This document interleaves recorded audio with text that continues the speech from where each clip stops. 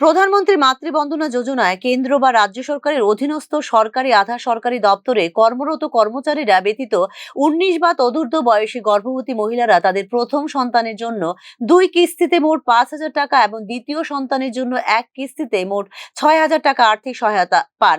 এই অর্থ মায়েদের ব্যাংক অ্যাকাউন্টে সরাসরি প্রদান করা হয়। ২০২৪-২৫ অর্থ বছরে এই ক্ষেত্রে লক্ষ্যমাত্রা ছিল ১৫,৪১৬ জন সন্তান সম্ভবা মহিলা। ২০২৪-২৫ অর্থবর্ষে ১৯,৮২৩ জন সন্তান সম্ভবা মহিলাকে আর্থিক সহায়তা প্রদান করা হয়েছে।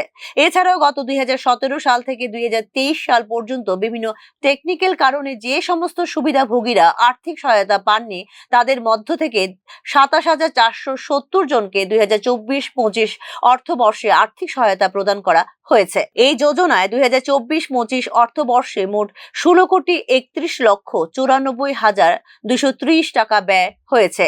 এই যোজনায় ২০২৫-২৬ অর্থবর্ষে ২১,০০০ সন্তান সম্ভাবনা মহিলাকে আর্থিক সহায়তা প্রদানের লক্ষ্যমাত্রা স্থির করা হয়েছে। বুধবার সাংবাদিক সম্মেলনে এই কথা জানিয়েছেন সমাজ কল্যাণ সমাজ শিক্ষা মন্ত্রী টিঙ্কু রায়। এবং এই বছর আমরা ২৫-২৬ অর্থ বছরে ২১,০০০ গর্ভবতী মহিলাদের জন্য এটা আমরা বরাদ্দ রেখেছি যে আমরা প্রায় ১১,৫০,০০,০০০ টাকা তাদের জন্য রাখা হয়েছে, সেটা দেওয়া হবে। মুখ্যমন্ত্রী মাতৃপুষ্টি উপহার, সেটাও আপনারা সকলেই জানেন যে ২,০০০ টাকা করে ৪টা কিস্তিতে দেওয়া হয়। সেটাও আমরা এই বছর টার্গেট এখন পর্যন্ত যেটা দেওয়া হয়েছে ৪৩,৬৬৪ জনকে দেওয়া হয়েছে। মিশন বাৎসল্য প্রকল্পে ২০২৪-২৫ অর্থ বছরে মোট ২,০৫৯ জন শিশুকে প্রতি মাসে ৪,০০০ টাকা করে স্পন্সরশিপ প্রদান করা হয়েছে। এতে মোট ৯,৮৮,৩২,০০০ ব্যয় হয়েছে। ২০২৫-২৬ অর্থ বছরের জন্য এই প্রকল্পের আওতায় মোট ৬,৩০১ জন শিশুকে স্পন্সরশিপ প্রদানের লক্ষ্যমাত্রা রাখা হয়েছে। এর জন্য মোট ৩০,৪৮,৪৮,০০০ টাকা প্রয়োজন হবে। বর্তমানে রাজ্যে ৫৬টি আইসিডিএস প্রকল্প রয়েছে। ধলাই জেলার গঙ্গানগর ব্লকে নতুন এক টিআইসিডিএস প্রকল্পের অফিস খোলার অনুমোদন গৃহীত হয়েছে এবং অতি সত্বর তা খোলা হবে। এই আইসিডিএস প্রকল্পের অধীনে ১০,২২২টি অঙ্গনওয়াড়ি কেন্দ্র রয়েছে।